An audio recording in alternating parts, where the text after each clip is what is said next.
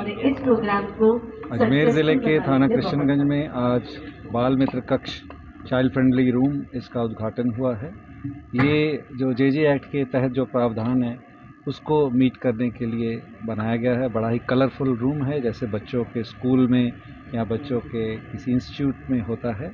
और इसका पर्पज़ है कि जो हमारे कानून में प्रावधान है कि बच्चे जब किसी कारणवश किसी कानून पेचीदगी में आते हैं, उनको थाने आना पड़ता है, तो उनसे जो पुलिस की पूछताछ है, उनसे लीगल कार्रवाई है, वो ऐसे माहौल में की जाए जिससे उसकी मानसिकता पे कोई दुष्प्रभाव नहीं आए।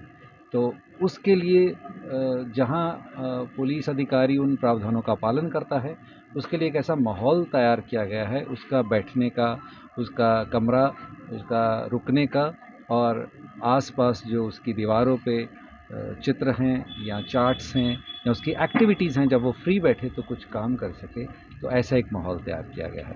तो इसमें बचपन बचाओ आंदोलन, कैलाश सत्यार्थी फाउंडेशन, CWC अजमेर और किन्हीं NGOs सबका योगदान रहा है। हम सबके आभारी हैं।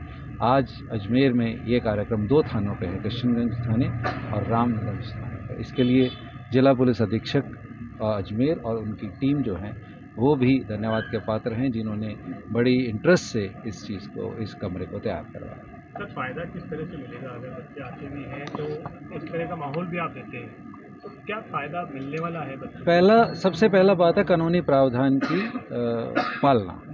जो जे एक्ट में प्रावधान है वो है कि ऐसा एक माहौल हो जहाँ बच्चे को एक, क्योंकि थाना वो जगह है जहाँ बहुत सारे क्रिमिनल्स भी आते हैं, सारी कार्रवाई उनके खिलाफ होती है, तो बच्चे जो छोटी उम्र का है उसकी मानसिकता पर उस समय ये प्रभाव नहीं पड़े, उसको उस माहौल से थोड़ा दूर रखा जाए, तो एक ऐसे कक्ष का निर्माण किया है। दूसरा, जो जे एक्ट के खुद के प्रावधान है उसमें है कि पुलिसकर्मियों से वर्दी में नहीं बात करता है, और ताकि उसके मानसिकता में ये रहे कि अगर उससे अपराध हुआ है किसी, इसलिए हम उसको अपराधी नहीं कहते, दूसरे को अपराधी, इसको हम बाल अपचारी कहते हैं या विधि के विरुद्ध संघर्षरत बाल कहते हैं।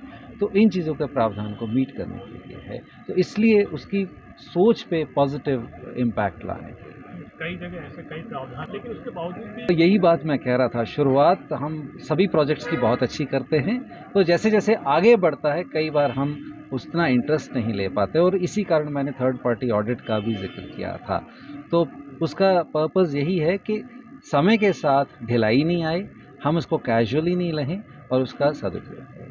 जो बच्चे पकड़े जाते हैं ये इनके लिए सरकार के सोशल वेलफेयर के रिहैबिलिटेशन प्रोग्राम्स होते हैं, वो ध्यान भी रखते हैं, लेकिन आप सही कह रहे हैं कि थाने को हम इतना बड़ा चार्टर अभी नहीं दे सकते हैं, लेकिन येस, ऐसी इंटरवेंशन से जो हमारा रोल है वो ज़रूर स्पेसिफाई हुआ है।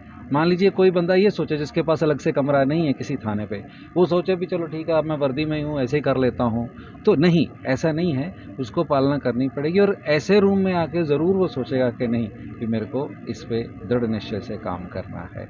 और जो आपने बात कही उसका दोबारा उस क्रिमिनल वर्ल्ड में एंट्री नहीं हो, इसके लिए एक कंबाइंड एफर्ट की ज़रूरत है विभिन्न विभागों के, और उसमें मैं आपको Ajmer police, Ajmer range police और राजस्थान पुलिस की तरफ से आश्वस्त करना चाहता हूं कि पुलिस अपनी भागीदारी उसमें बड़ी अच्छी तरह निभाएगी।